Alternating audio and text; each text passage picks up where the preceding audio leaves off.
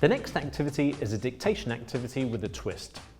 It's a great one to get the students concentrating and really helps them to focus on a particular language point. The model sentences from the Gateway Grammar Guides are ideal to use.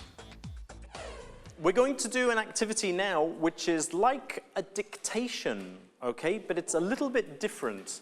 I am going to dictate one long sentence to you, but it's important, when I dictate the sentence, you cannot write anything. When I finish, you have to try and remember what I said. It might be difficult, but don't worry because we'll do it more than once. Okay, so let's see how much you remember. You ready? Although I've already been to the United States twice, I haven't visited Hollywood yet, despite the fact that I'm mad about films. Go. See what you can remember. It's a good idea to try to reduce the panic factor, which is one of the major difficulties that students have when they do listening exercises. Right, we're going to do the same thing again. So pen down, I'll repeat the sentence, and again, look at your sentence. Can you make it better? Okay, or is it perfect already? Ready?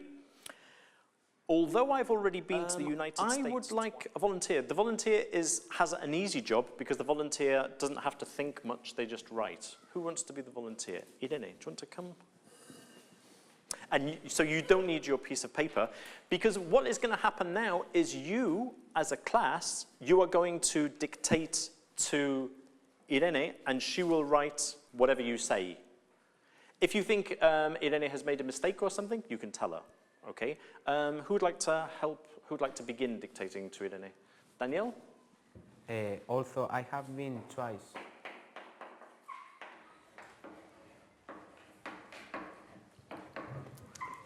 You have to write already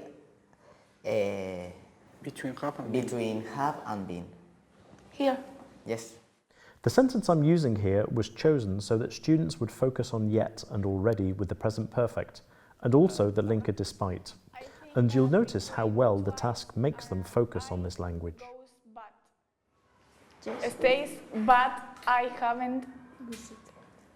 What do you think? This is a democratic decision. I think there's only a comma. But is for a contrast, isn't it? One of the nice features of this activity is that the whole class work together and help each other to come up with the final answer. I don't know, we'll check at the end, but maybe if you have although and but, the two words are similar. Are we happy? We're happy with this sentence? Okay, let's have a look. Thank you, Irene.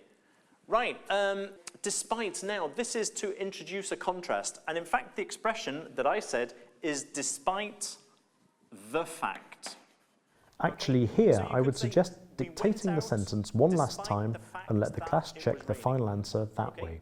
So there is a contrast there. We followed this activity by examining the difference in use between already and yet with the present perfect. Because the students have been memorizing the sentence and concentrating hard on it, they're really focused on the grammar and structure of the sentence and on spelling. One of the reasons I like this activity so much is that it provides us with language work, listening, writing, and speaking, all in the one task.